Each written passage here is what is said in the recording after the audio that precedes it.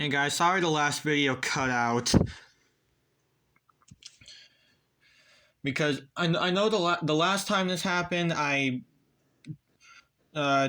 tried taking care of my storage, and it turned out that there was still extra storage that I forgot to dispose of.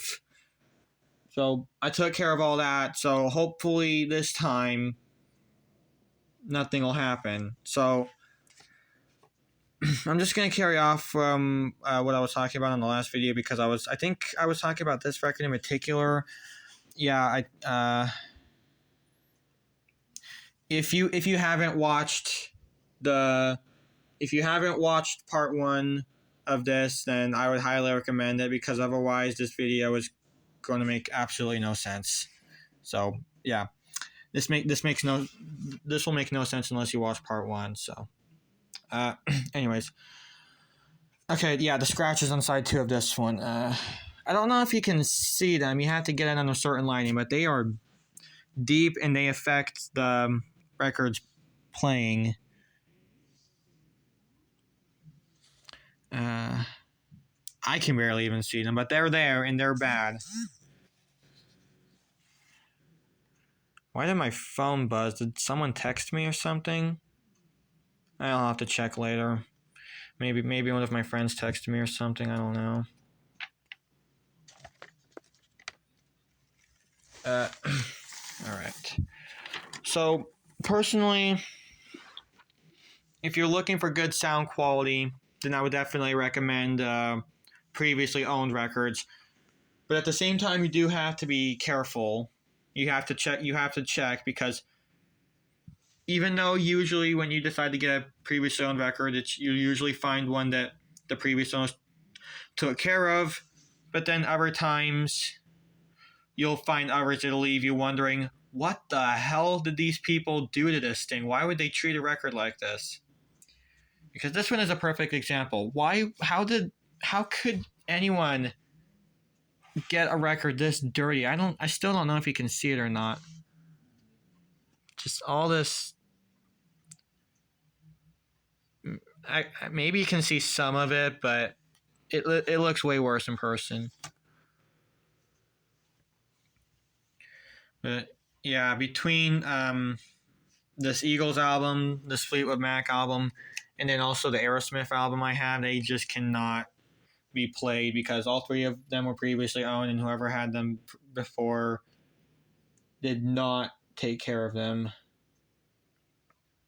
But because of the sound quality, I definitely prefer the previously owned ones. That's why I usually collect the previously owned ones. I just think it's better. I mean, I think in some ways I'm kind of more old-fashioned anyways, so yeah, it fits me. Pretty much whenever I get a record that's brand new, it's usually because it's one that I really want but can't find it. I can't find one in a flea market or a lot of the previously owned ones I get at flea markets, record shows, or at McKay's. And if I can't find any there, then I'll just get a brand new one off of Amazon. But it's not something I resort to very often. Especially, okay, here's actually another thing that I almost forgot to mention. Older records are actually cheaper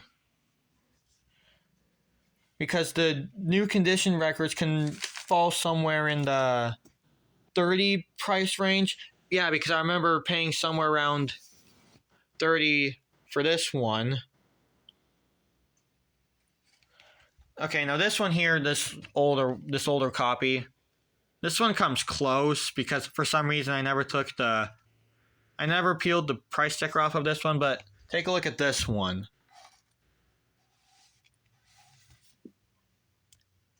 $10.95. Yeah, this is one that was previously owned. And the cover is a little rough, but that record itself is in really good shape. It sounds perfect.